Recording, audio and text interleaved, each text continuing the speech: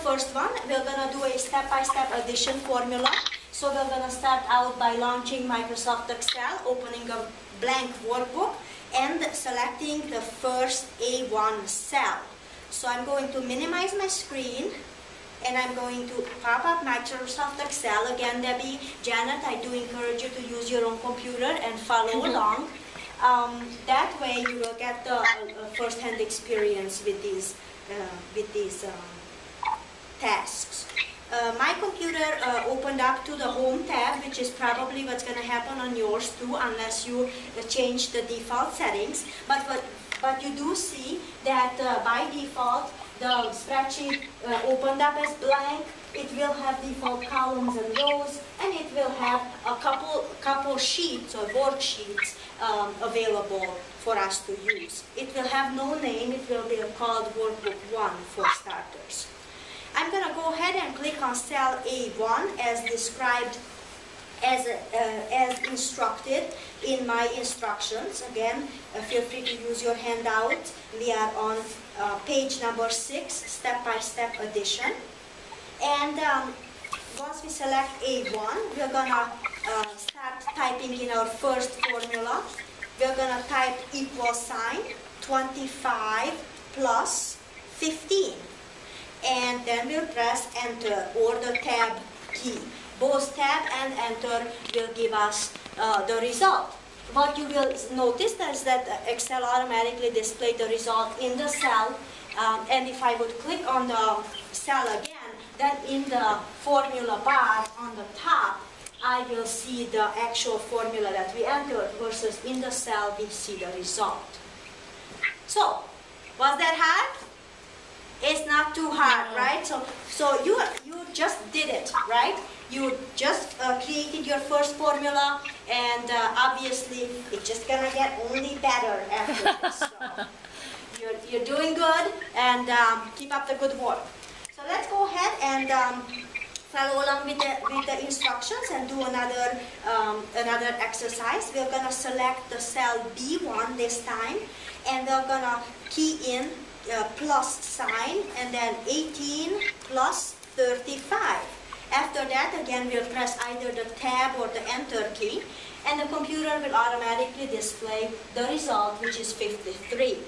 So did you notice the difference between how I went about my formula in cell A1 and B1?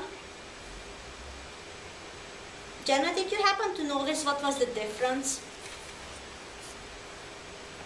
The difference between what? Between cell A1 and cell B1. How did I create the formula? Did I do anything different between those two? The difference is minus. Correct. In the first one, in cell A1, I used the equal sign to start my formula, which is really the default way for creating a formula. Versus in the second one, in cell B1, I used the plus sign and then entered the numbers. However, the computer automatically switched my first plus sign into the equal sign and used the algorithm to calculate. So the Excel software was able to make that change for me, recognizing what my ultimate goal was. So, could you show us that again? Yes. So for example, let's go ahead and select cell C1. And in that one, let's start a new formula with an equal sign and do 10 plus 2. And either tab or enter will give us the result of 12. And now let's select the cell D1, and in this one, we would key in a plus sign, 12 plus 12, and enter. And that will give the correct result of 24. So really, ultimately, you have a couple different ways to go about it, and it's your choice how you do it. And that's what's called an autocorrect formula or built-in function in Excel. So really, I just showed you a little extra thing there. Now let's go ahead and use the second row, A2, B2, for practicing creating a little subtraction formula. In this one, we will use the same spreadsheet, and we will type in equal 109 189 minus 125. And we'll click Enter or Tab. Excel will display the result, which is 64 in our cell A2. According to our handout, however, on this one too, we could go about this a little differently.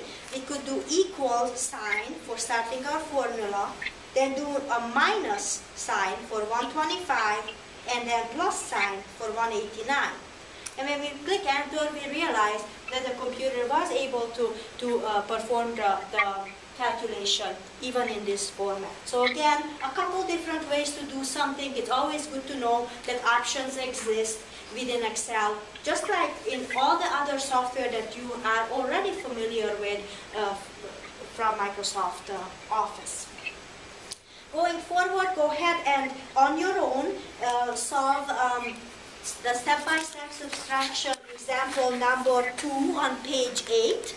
Using the same workbook, select the A5 cell, key in 456 minus 98, and then press Enter. Can you please tell me what is the result? So it would be 456 minus 98 on page 8 of your handouts. Debbie? 358. Oh, wonderful. Perfect. Good job. Thank you.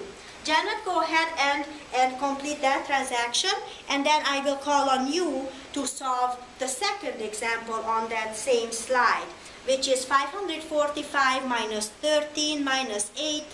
Press Enter or Tab, and the result will be displayed in cell A6. And it should be 524. Did you get that, Janet? 524? Yeah, 524. All right, well, thank you.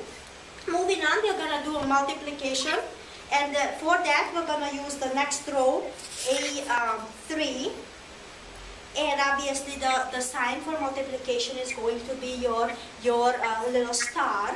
That's an easy pitfall to fall into, so be careful. Don't use the X, use the little star. Those are always easy to confuse because sometimes in the past we were used to using X in handwriting for multiplication. So it's something to watch for so you avoid that mistake. So we're going to use the same spreadsheet. We're going to type in equal sign. That starts the formula 125 star and 8 or 4. And the result will be displayed automatically upon pressing Enter or Tab, and that's going to be 500. So again, go ahead and do on your own the second example on page 9. That would be select cell D number 3, key in the equal sign, and then 2 multiplied by 7.5 and times 2 equals. The result is 30. Debbie, Janet, how did you do on that? Did you get the result 30? No. All right. Well, maybe let's go ahead and try again. Okay. Type in equal, then 2 times 7.5 times 2. So where do you think you went wrong before? Does it matter how I type in 7.5? Well, 7, it should be 7.5. Maybe you did. I'm getting an error. Oh, that's the reason. Oh. Very good. So be careful, Janet. Debbie just found another little pitfall, a great example of what to watch for in Excel. We want to type in 7.5 for 7.5, not any other format, because that is the numeric format that the computer will recognize. All right, on your own, please go ahead and solve the division example on page number 10, and that you would be using the forward slash for those calculations. Forward slash being the operator, the numerical operator that we use for division within Microsoft Excel. After you're done with that, you should be getting, let's go ahead, I'm going to follow the instructions just like you. Selecting cell D7 equals 795 divided by 45, and that equals 1766.